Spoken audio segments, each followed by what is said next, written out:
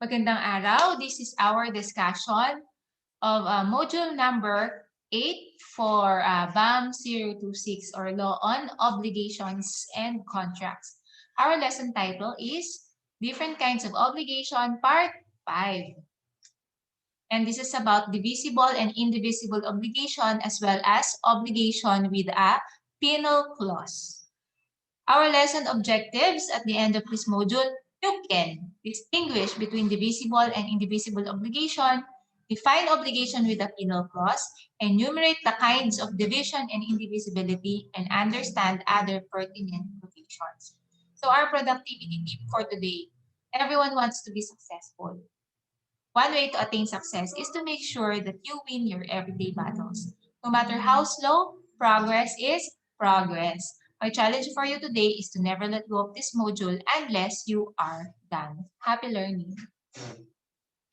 Okay, this is your 8th and final module for the first period, and this module will tackle the last 3 kinds of obligation. And by now, alam ko, kabisado nyo na yung 10 na yan, di ba? Kasi nga, pinarecite ko sa inyo yan na nakapiring kayo. So, ngayon, ang i-discuss nga natin ay yung huling 3. Pansinin nyo tong kotse. The nature of the car is an indivisible object. Why? Because sabihin na natin na, ma'am, pwede naman natin kalas-kalasin yan. Pero pag kinalas na natin yan, yung nature ng pagiging kotse, parang hindi na kompleto. So, ipinagpapalagay na despite the fact that we can actually dismantle it or get the parts off. Ayan. Still, a car is an indivisible. Ito namang mga books, divisible yan. So, tuloy natin. From our previous lessons, you learned that divisibility or indivisibility refers to the object or prestation. And more so, indivisibility of the object will not automatically imply that the obligation is solidary. Ano daw? Hindi porket indivisible ang obligation, automatic solidary, ha? Okay, so sana medyo na-analyze nyo kung anong ibig nating sabihin. Kasi nga, yung indivisibility, it pertains to the object. So, hindi porket indivisible yung object, kagaya ng car, lagi ng solidary. Remember yung example natin, di ba? Joint indivisible obligation. Di ba, diniscuss ko sa inyo yung dati. Balikan niyo yung previous module nyo. Yung tungkol sa joint. Okay? Pero indivisible yung obligation. Parang ito yata si A, B, at C, di-deliver sila ng kotse. Si C, ayaw niyang i-deliver yung kotse. So, si D, na-deliver nila ng kotse, ano yung remedy niya? Di ba yung remedy niya, si A, cellphone pala yan, no? Ulit. Si A, B, at C, di ba magdi-deliver ng cellphone kay D? Ngayon, si A at B, willing. Pero si C, ayaw. So, anong remedy ni D? Hindi naman niya po pwedeng pilitin si A at si B na i-deliver yung cellphone. Okay? So, yun yung example natin nung nakaraan. Okay? Joint yung obligation, pero indivisible yung object. So, anong point natin dito? Ito nga, yung indivisibility of the obligation will not automatically imply that the obligation is solidary. Sometimes, kahit indivisible yung object, pwedeng joint yung obligation. Yun lang naman yung pinupunto natin dyan sa napakahaba-habang pinagsasabi ng teacher nyo na yan. Okay, anyway, nagdiwara na naman ako. In fact, tuloy natin, divisible object can be a subject matter of solidary obligation. Totoo din yan. Halimbawa, yung books na to, no? Dahil kahit na divisible yung mga objects na yan, it doesn't necessarily follow na dapat joint yung obligation kasi pwedeng hati-hatiin yung yung libro. Kagaya nito na pwedeng mathematics muna, biology muna. Kahit divisible yung object natin, kung pwedeng maging solidary yan, meaning to say, yung obligation is lahat yan ay ibibigay or i-deliver doon sa creditor. So, I hope that you have distinguished the difference between the object itself being indivisible or divisible and the obligation being joint or solidary. Okay, so tuloy lang natin to. Of course, you need to answer the what I know part. Pause this for a while and then let's resume after. Okay. Welcome back. O, diba, agad-agad, welcome back. Okay, so off to the main lesson. Divisible obligation. A divisible obligation is one, the object of which, in its delivery or performance, is capable of partial fulfillment. While indivisible obligation, an indivisible obligation is one, the object of which, in its delivery or performance, is not capable of partial fulfillment. Now, the possibility of partial performance or delivery of the object is not, ulit is not the controlling circumstance in determining whether an obligation is divisible or indivisible. Ano raw? Yun daw katotohanan na po pwedeng partial yung performance or delivery, eh hindi yun yung ating pinagbabatayan para masabi natin yung isang obligation ay divisible o indivisible. Ayan. Eh ano daw kung hindi yun? Ang sabi rito, it is the purpose of the obligation and the intention of the parties which determines whether the obligation is divisible or indivisible. Example. Sige, may example ako mamaya. However muna natin to. Ito. However, if the object is not physically divisible or the service is not susceptible of partial performance or partial delivery, the obligation is always indivisible and this rule is absolute. Ayan. Kapag daw yung isang bagay hindi physically divisible o yung service ay hindi susceptible ng partial performance or partial delivery, ang rule doon, absolutely indivisible siya. Pero, hindi porket divisible o indivisible ang isang bagay, eh nangangahulugan na automatic indivisible na rin o divisible na rin yung obligation. So, anong punto natin dito? Halimbawa, umorder ka ng isang kabang bigas. Okay. Isang kabang bigas is 50 kilos. Ayan. Tapos, di-deliver sa'yo. Ang intention nyo, deliveran ka ng isang kabang bigas. So, ibig sabihin, kahit na pwede natin i-per kilo talaga yan na isa-isang kilo bawat isang araw, divisible naman yung thing, di ba? According to the nature of the thing, it can be divided into several parts like 50 ang isang kilo, 25 kilos, 5 10 kilos, 10 5 kilos. However, if the intention of the party is for the debtor to deliver 1 kaban of rice, which is 50 kilos, then irrespective of whether or not the object is divisible, the obligation is still considered as indivisible. Bakit? Kasi nga, the intention of the parties is that it is an indivisible obligation and it will be the controlling factor that will determine that the obligation is actually indivisible. Nag-i-English na ako dito. Alam niyo, usually ginagawa lang natin yun, di ba? Kapag kami kaaway tayo, talagang mag-i-English tayo. Pero sige, Tagalogin natin.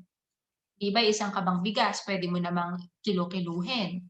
However, despite na divisible yung bigas na yan, isang kabang bigas na yan, kung ang intention ng parties, ang i-deliver ng debtor, yung 50 kilos ang laman ng isang kabang, then, yung intention ng party na yun ang masusunod.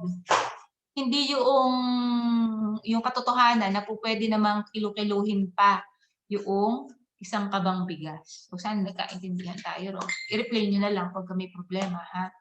Okay. So, sabi dito, I showed you a picture a while back of 1 red car and 5 books.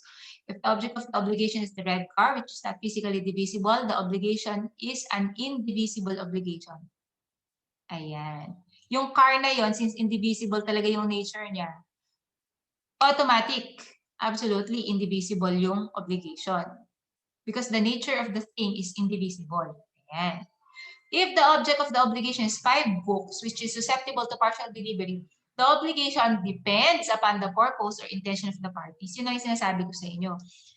Depende yung kung magiging, yung sa books na yon, depende kung magiging divisible or indivisible obligation siya, nakadepende siya sa purpose or intention ng party. Kung yan ay by bundle, then definitely indivisible siya.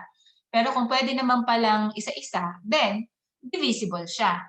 Ayan. So, depende sa intention ng parties. Kinds of division.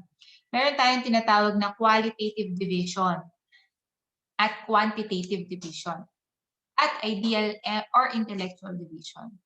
Pag sinabi natin qualitative division, based on quality of things which are the object of the obligation. So example, A and B agreed to divide the partnership assets. A agreed to take all the furniture and B agreed to take the computer and fax machine.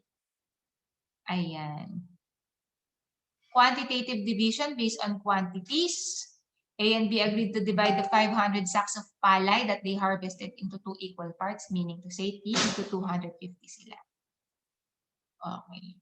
Next, ideal or intellectual division, which exists only in the minds of the parties. Example, A and B inherited a car from their parents. Paano ba nila mahahati yung car, di ba? So they became co-owners with equal rights. So yun lang karapatan yung equal sa kanila. Yung karapatan na equal sila sa paggamit. So neither of them can say that he is the absolute owner of specific parts thereof. Hindi po pwedeng sabihin ni A na, ay, aking manubela. Sasabihin naman ni B, ay, akin tong upuan na to. Ito yung gulong sa'yo. Ayan, hindi pwede. Ang meron lang sila na nag-exist only sa minds ng parties is that they are co-owners of the thing and that they have equal rights sa paggamit ng thing na yun. Okay, kinds of indivisibility. Meron tayong tinatawag na legal indivisibility, conventional indivisibility, at saka natural indivisibility. So, pag sinabi natin legal indivisibility, ito yung law na ang nagsasabi o yung batas na ang nagsasabi na yung thing ay indivisible. So, kahit pa yung nature ng thing ay divisible, pag yung batas ang nagsabi na indivisible ito, then yung batas ang masusunod. Pag sinabi natin conventional indivisibility, naging indivisible yung isang bagay based on the agreement of the parties. Halimbawa, yung isang kabang bigas, napagkasunduan nila na indivisible ito. Then, because of that agreement, the kaban of rice has become an indivisible despite the fact that the nature of the one kaban of rice can actually be divided into several partitions. Ayan. Natural indivisibility, may mga bagay kasi na natural lang na hindi mo na talaga papaghiwa-hiwalay. Ayan. So, yun nga. Kagaya ng car kanina. Hindi mo sa pagiging makulit. Okay. So, effects of non-compliance by a debtor in a joint obligation. In a joint indivisible obligation. Ito na pag-usapan natin yung joint indivisible, di ba? Ito yung, tingnan nyo yung nakaraan yung module. Meron yan eh. So, pag-usapan na lang natin yung non-compliance by a debtor. Ulitin natin to. Ayan. It is a scenario where the object is indivisible by nature yet the debtors are jointly liable. Like when A, B, and C oblige themselves to deliver a specific car to X. Ayan. Ito pala yung nasa isip ko kanina, yung car. Kasi yung nakaraan, cellphone yun, di ba? Tapos ayaw i-deliver ni C, si A at B, dahil ang halaga ng cellphone yata 15,000, napilitang maglabas ng tig 5,000. Si C, magbabayad din siya ng 5,000, pero dahil siya yung may ayaw, siya yung liable sa damages. Yun yung example sa nakaraang modules. Pagkatingin nyo ha, dito naman, ang example dito yung car. Ayan, magdi-deliver si A, B at C ng car kay X. Pansinin nyo yung car. It's not just any other car. It's a specific car. Ibig sabihin, hindi basta-basta pwede palitan. Ngayon, si A at B daw willing, pero si C ayaw mag-comply. So what do you think is the effect of the non-compliance of C? At saka what is the extent of liability of A and B? So ito, alam nyo na to. Alam nyo na yung sagot dito. Diba? O ayan o. If the value of the car is 150,000, A, o tsaka si B, tig 50, si C, 50,000 plus damages. O na-discuss na natin yun nung nakaraan. So pag-usapan na, sino ba ito umiiyak na to? I am C. I am crying because I am liable to pay damages because of my non-compliance in our joint indivisible obligation. Iyak siya, di ba? Okay. Ay, nawala. Ano na nangyari? Okay. Obligation with a penal clause. Penal clause. Actually, pwedeng penal, pwedeng penal clause. Ayan. So, Article 1226. In obligation with the penal clause, the penalty shall substitute the indemnity for damages and the payment of interest in case of non-compliance, if there is no stipulation to the contrary. So, nevertheless, damages shall be paid if the obligor refuses to pay the penalty or is guilty of fraud in the fulfillment of the obligation. The penalty may be enforced only when it is demandable in accordance with the provisions of this code. Ano ba yung penal clause? Yung daw obligation ay merong penal clause. Sinabi natin clause kasi, ano ba ibig sabihin ng clause? Ito actually yung part ng contract. Mga clauses kung saan naka-indicate yung mga special na mga habi-habilin, yung mga ganyan, ano?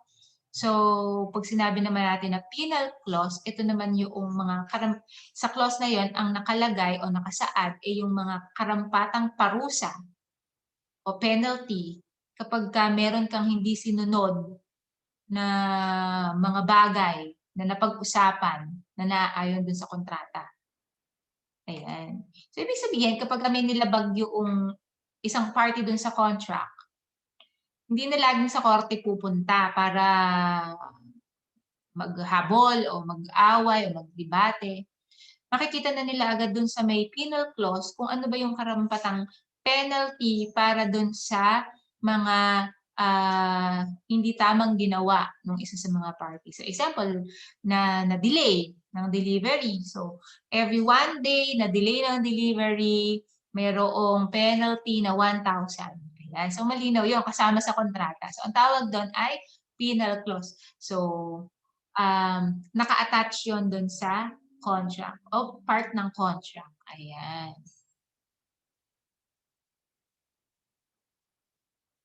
Okay, so what is penal clause? Ito naman pala, hirapan pa ako. Ano may penal clause? Is an accessory contract. O may dalawang klase. Well, according to kinds of contract na po pwedeng maging principal at saka accessory contract.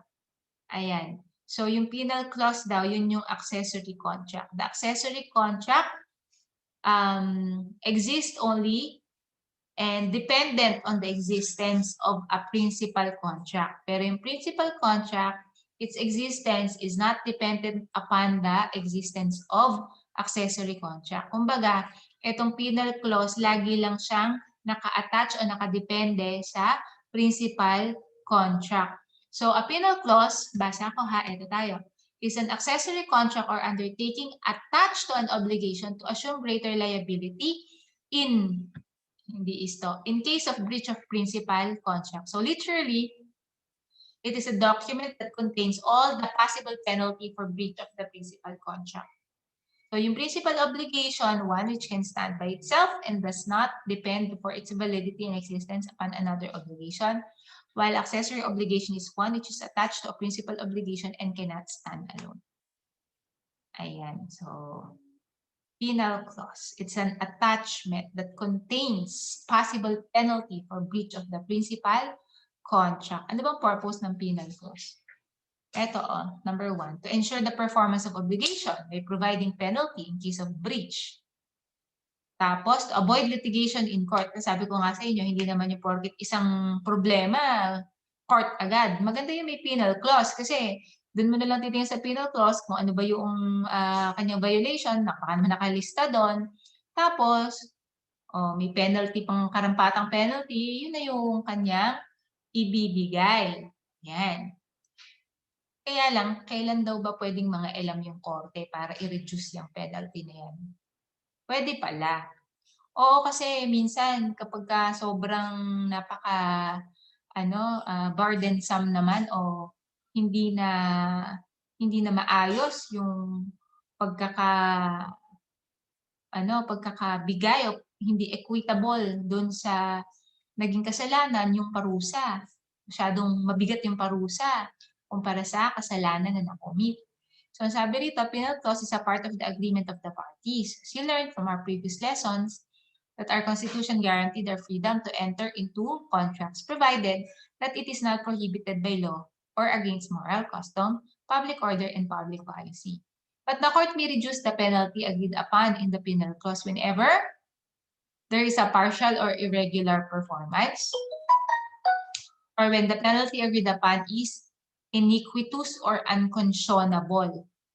Ayan. Ano ba ibig sabihin ng iniquitous or unconscionable? Okay, so ano nga yun nga hindi makatarungan?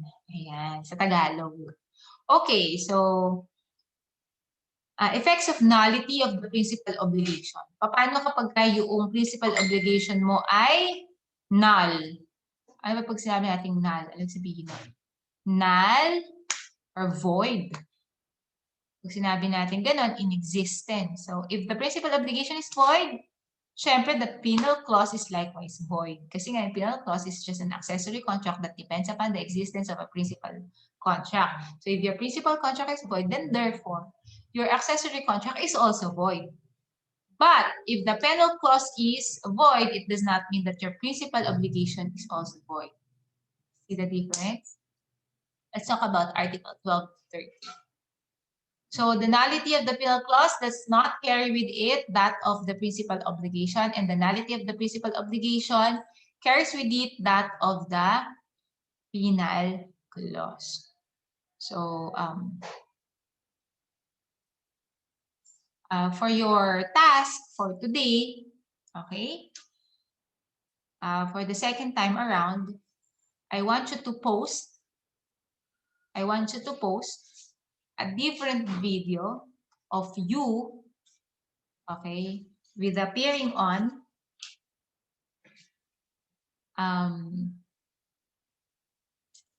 not only just enumerating the 10 kinds of obligation, but also explaining briefly each. So, hindi, at least, sige, pag 10 baka masyado umubos ng data sa video. So, at least siguro mga 1 minute max. 1 minute max. Okay, pwede na siguro yung your obligation. Hindi, kaya ng 1 minute lahat, no? With brief explanation of each. So, ito na. Enumerate the 10 kinds of obligation and explain each briefly. Video yourself with appearing on and then post it in the comment section, and the first 5 to do it will have +5 in our next quiz on Monday. So our quiz on Monday will be 6 o'clock to 7 o'clock p.m. Okay? See you all next video discussion. And God bless.